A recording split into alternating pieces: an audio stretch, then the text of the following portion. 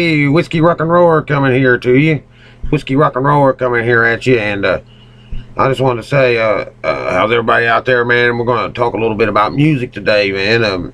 We've been on the graveyard thing for the last 2 or 3 days, which that's a good subject too. You know what I mean? Just like I said, I'm gonna get up there and do some posting on it and some stuff. So try to get up there. The rain's been kind of bad here the last couple of days in my neck of the woods, so. But what's happened to our rock and roll? I mean, I see it every day go, farther and farther away. I mean, I'm not a big fan. I think I might have touched on this on one of my last vlogs, but David Brokey, or what, I think that's how you pronounce his name, passes away, and Miley Cyrus having a virus is a bigger news than that. That's crazy. That's when your rock and roll's gone. And I just don't understand that. And here we're talking about Miley Cyrus that has a reaction to a antibiotic, and she's going to be can't do a concert for 4 months. Come on. We all know what she's had a reaction to, man. It's not straight, but you know that. So, and I know that too. So, but anywho, there ain't no sense of getting on that because I don't care about her, and I hope you don't either. But anyways, yeah, that just don't make no sense to me. You know, I mean, here he is. Although I wasn't a big fan, I did like a little bit of Gwar and some of their stuff. I did like what he stood for. He was really funny. I mean, he was witty. Not really what I call funny, but some of his interviews were just so witty. You know what I mean? Like he would talk and stuff. And I know that I've seen some articles and stuff where they talk about him drinking a lot, and like he would party. You know what I mean? You know what I mean? And thinking that it was, you know, the end of the world, and I'm gonna party like it's, you know, what would it be now? 1999 or 2099? I guess. I don't know. But anyways. So, and it just, you know what I mean, well, I miss it, you know, and I never thought that, our Asian rockers would be 60 and 70, and I hate to see them die, like Paul McCartney. It's just like all we got left, you know, and that's the way you gotta look at it. It's all we got left, and, it's crazy, and I thought there'd be other people to come up. Nobody puts what they want to in music no more. Music ain't the way it used to be. I make music makes half of my living. You know what I mean? Playing on weekends in the bars and stuff. You know, and I see it. You know what I mean? It's just not the same. People would rather hear hip hop or something like that, but you're a product of your surrounding, which means you are what you listen to. I'm an 80s child, and I'm more lean to the 70s music than to the 80s, although I did like some of the 80s music. It never was, you know, I mean, you know how it is. The 70s were better, you have to say, but the 80s music is alright. But it was a little more glammed and more fluffy and puffy than what I really like. So, but I do love that 70s music and a lot of the 80s now. But it seems like the 80s music has never, you know what I mean, come to where the 70s are at. I don't think you'll ever see classic 80s rock or something played in bars like you do. Because you can go in country bars now, and like we do, go in and play in country bars, and just as long as you got a little bit of country, you can get away with a lot of 70s rock. But if you start playing Poison and shit like that, they'll run your asses out of there. So, but I also, the old country and stuff is dying out in the clubs, because the new country, you got all them old guys in there, man, them old farts that's been in there wanting to listen to Merle Haggard and stuff. Well, they're all gone now. They're dying out. You got these young people, they want to hear these new bands, these hipper, you know what I mean, more danceable country instead of drinking in your beer, you know what I mean, which I think country has just changed. Oh my God. I don't know if it's for the worst or the best. I never did really a country fan, but I've had to play it a lot to be able to play in the clubs, and that's the curse of, you know what I mean, being in a tri-state or the belt that's like that. You know what I mean, I got 3 states that's around us, and every one of them are probably more predominantly country than what they are rock.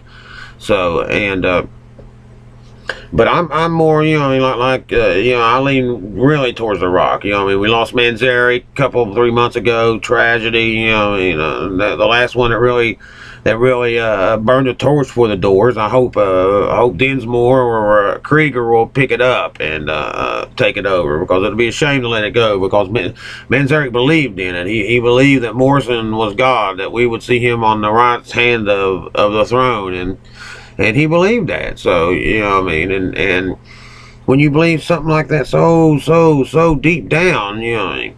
But something to check out, though. You're a big Doors fan, like me, a big Manzarek Krieger fan. I ran into a thing called let me see, Daryl's house. My bad, Daryl's house, and it's Daryl Hall. that does these little jams and stuff at his house, and people come to it and everything, and he's put it on YouTube. So just, stick it up there on YouTube and put in Daryl's house, and you'll find it. There's Manzarek and Krieger come in. They done like 5 or 6. No, I'm taking it back, 3 or 4 Doors songs. But there's other bands on there too, a lot of other ones. So it's really a cool site to check out. And if you haven't already, go ahead, because I give that a thumbs up. That is killer. Thumbs up, because that is killer site. So and you really need to go check it out. But please save our rock and roll. I know people that's my generation in the 40s and stuff are with me, say, hell yeah, man, I want to say. But the other people don't know what it is. And these MP3s, like they say, they never really listen to real music. I was listening to some music with a dude, and he was going, some Zeppelin. I've never heard stuff like that in Zeppelin. I said, well, you been listening to it on this little iPod? Well, that iPod, man, them MP3s suck. They take just like a little bit of the surface of the music, and that's all you hear, and the rest of it's like left behind. And it's terrible. And I can take, don't want to get out of my way, but I can take old classic albums and stick them on for you, like you 17 up to 31-year-old people that hasn't heard a good CD or a good, album. It'll blow your mind, especially with Zeppelin albums. There's so much stuff going on. If you're a big fan off of, oh, give me a second here, man. Houses of the Holy album. There's a song on there, No Quarter. And on the cassette in the album, I never really could catch it. You could hear a dense sound, and I always thought, what is that? What is that? But what it is, it's the bass drum pedal squeaking. When you get it on that CD, it just comes right out. So, it kind of gets lost a little bit in the album, which is, like an album, you know how they are. The first time you play it is the best an album ever sounds. Because once it starts grooving, it takes a lot of the highs away from it. Same thing with the cassette tape, Once it passes over that head the first time, it never sounds as good as what it did the first time. Second, third time, and by the time, I know you've had some that's, excuse me, that's, where they're, that's where they're just wore out. They ran over the head. I know I had a Molly Hatchet, the greatest hits that I just wore out when I was a youngster.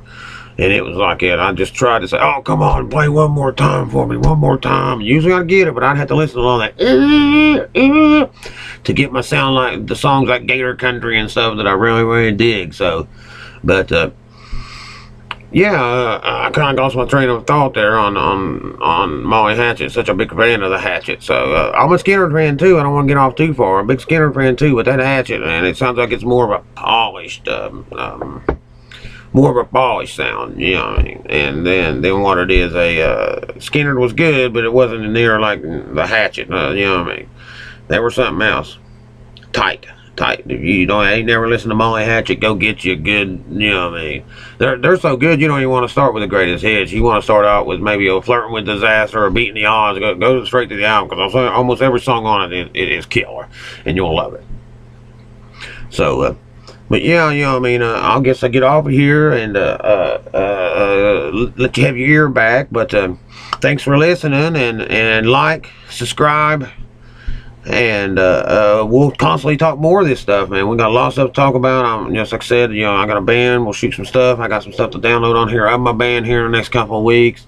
And we'll talk about cars. I'm a big Trans Am freak.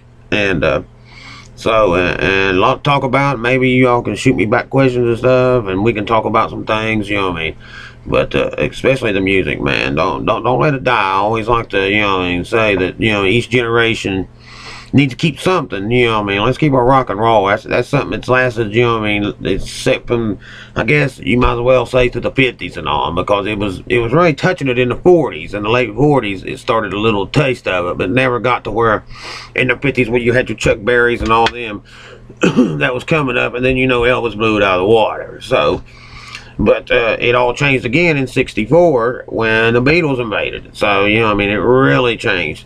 And there's so many of them good stories. I'm just like I said, I'm also a little bit of a rock buff. I'll tell you a little bit of these stories about how Elvis wanted to keep them out, tried to keep the Beatles out, done everything he could to try to keep the Beatles out. Wrote Nixon and told Nixon, I think they're a bad influence on America. I don't think you should let them land and all this stuff. And it had nothing to do with that. It's just know his goose was cooked once they landed, because he was never going to be what he was before, and he wasn't. He went from packing arenas to doing Lounge Lizard shows in Vegas.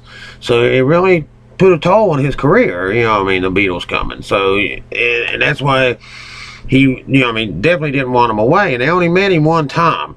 I know that I think Lennon said they met twice and played music. I don't think they ever played music. McCartney and them says they never played. So, and I pretty well believe that, because Elvis, I don't think, looks like the kind that would waste that time with you. You know what I mean? He just had so much going on, and at that time in the '60s, and then, you know, by '67, I think, or '66, they met. They said they met. He was so strong.